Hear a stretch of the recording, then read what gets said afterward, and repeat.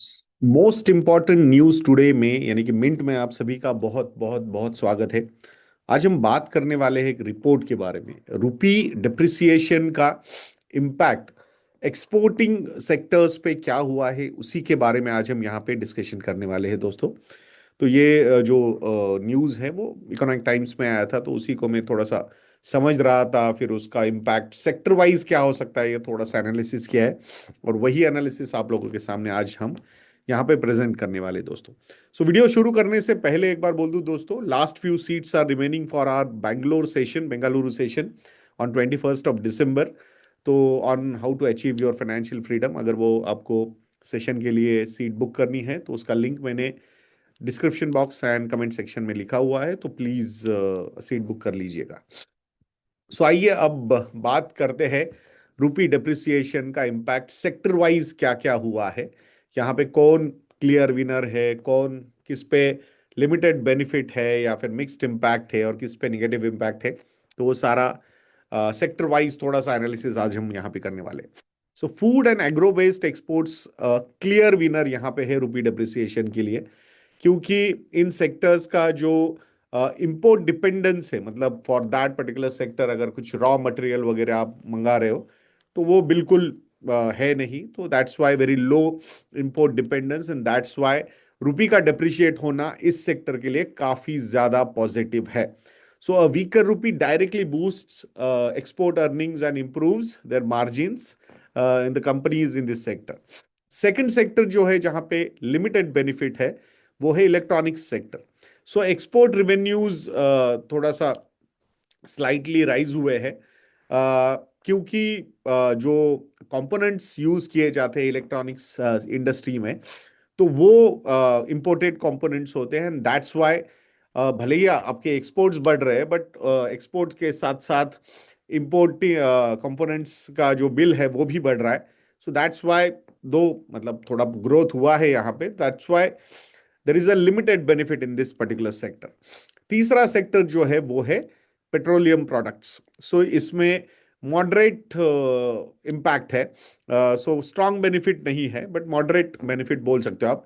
सो refining margins improve हो सकते हैं, बट क्रूड ऑयल के प्राइसेस मतलब अल्टीमेटली इंपोर्ट तो डॉलर में ही होता है और ये बिगेस्ट इनपुट है, एंड दैट्स वाई ये थोड़ा नलीफाई कर सकता है। बट अभी करेंटली हमने देखा है कि क्रूड ऑयल के प्राइसेस ज्यादा ऊपर ना जाने की वजह से ये पॉजिटिवली इफेक्ट कर रहा है ये। सो आई थिंक यहाँ पे मॉडरेट पॉजिटिव बेनिफिट हम बोल सकते हैं। नेक्स्ट जो है वो है केमिकल सेक्टर। तो यहाँ पे मिक्स्ड इम्पैक्ट है, क्योंकि कुछ एक्सपोर्ट्स के लिए कॉम्पिटिटिवनेस इंप्रूव हुआ है, बट बहुत सारा जो रॉ मटेरियल आता है वो इम्पोर्टेड है। और यहाँ पे हमारा इंपोर्ट जो है वो चाइना पे बहुत ज्यादा है, और चाइना की करेंसी के कंपैरिजन में भी हम यहाँ पे डेप्रिशिएट हुए हैं। सो करेंसी डेप्रिसिएशन जो है वो इनपुट इनपुट कॉस्ट यहाँ पे बढ़ा रहा है, एंड जो बड़ा एक्सपोर्ट गेन हो सकता था वो यहाँ पे लिमिटेड हो गया है। So that's why there is a mix impact in chemical sector. Next जो है मशीनरी एंड इंजीनियरिंग गुड्स के बारे में अगर हम बात करते हैं, तो न्यूट्रल टू स्लाइट पॉजिटिव हुआ है इस पे इम्पैक्ट। सो एक्सपोर्ट्स चीपर, मतलब exports become cheaper globally, but ये जो इंडस्ट्री जो है वो इंपोर्टिंग पार्ट्स को, मतलब पार्ट्स कंपोनेंट्स को इंपोर्ट करती है काफी ज्यादा, एंड दैट्स वाई यहाँ पे पॉजिटिव इम्पैक्ट ऑन प्रॉफिटेबिलिटी जो है वो लिमिटेड है। अब क्लियर निगेटिव कहाँ पे है वो बात करते हैं। सो टेक्सटाइल एंड अपैरल सेक्टर में क्लियर निगेटिव इम्पैक्ट हुआ है। वैसे सरप्राइजिंग है, क्योंकि लेबर इंटेंसिव सेक्टर्स सबसे ज्यादा यहाँ पे सफर कर रहे हैं, because they import dyes, chemicals and machinery parts, and higher input cost and weak global demand. So input cost का ज्यादा होना एंड ग्लोबल डिमांड का कम होना, ये कॉम्पिटिटिवनेस को कहीं ना कहीं इम्पैक्ट कर रहा है। एंड इन्हीं सेक्टर्स में जो कॉम्पिटिटिव दूसरे नेशंस है, इकोनॉमीज है, तो वहां पे यूएस की तरफ से जो इम्पो टैरिफ्स लगाए गए वो इंडिया से काफी ज्यादा कम है, एंड दैट्स व्हाई यहाँ पे भले ही रुपी यहाँ पे डेप्रिशिएट हुआ है, बट ओवरऑल इम्पैक्ट जो है वो निगेटिव है।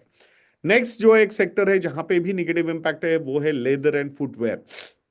सो import of chemicals and processing materials जो है वो कॉस्टलियर बनता जा रहा है, और राइजिंग प्रोडक्शन कॉस्ट जो है वो यहाँ जो प्राइसिंग एडवांटेज हो सकता था एक्सपोर्ट मार्केट में, उसको ऑफसेट कर रहा है। And that's why leather and footwear पे भी यहाँ पे निगेटिव इम्पैक्ट हमें सीधा सीधा दिखाई दे रहा है। नेक्स्ट यानी लास्ट सेक्टर जो है वो है gems and jewellery.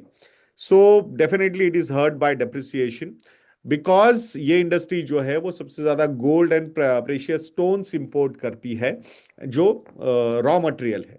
So weaker रुपी का मतलब इनपुट कॉस्ट सिग्निफिकेंटली एक्सपेंसिव हुए हैं, स्पेसिफिकली लास्ट 1 ईयर में। एक तो गोल्ड प्राइसेस भी ऊपर गए हैं डॉलर टर्म्स में, और वहां पे रुपये और ज्यादा डिप्रिशिएट हुआ है से सपोज उसके डॉलर की कंपैरिजन में।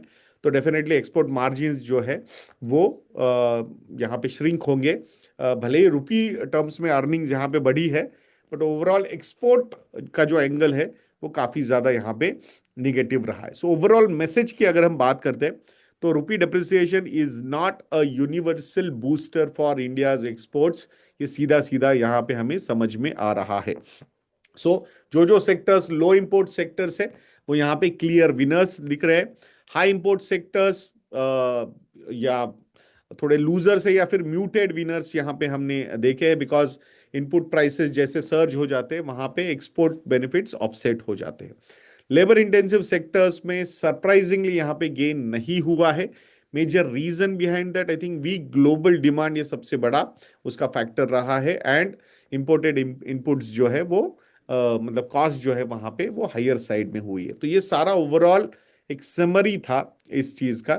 सो आई थिंक इसीलिए थोड़ा सा ऐसा लगता था कि रुपी का डेप्रिशिएट होना एक्सपोर्ट्स को बहुत ज्यादा कॉम्पिटिटिव बनाता है क्या। तो सेक्टर वाइज उस रिपोर्ट से जो जो चीजें हम फाइंड आउट कर सके और उसके कुछ डॉट्स हम कनेक्ट कर सके, तो उसी का प्रेजेंटेशन आप लोगों के सामने यहाँ पे हमने रखा है। आशा करता हूँ कि आपको ये वीडियो भी अच्छा लगा होगा। ऐसे वीडियोस के लिए चैनल पे बने रहिए, वीडियो को लाइक करना, शेयर करना और चैनल को सब्सक्राइब करना बिल्कुल मत भूलना। नेक्स्ट वीडियो में मिलते हैं। जय हिंद।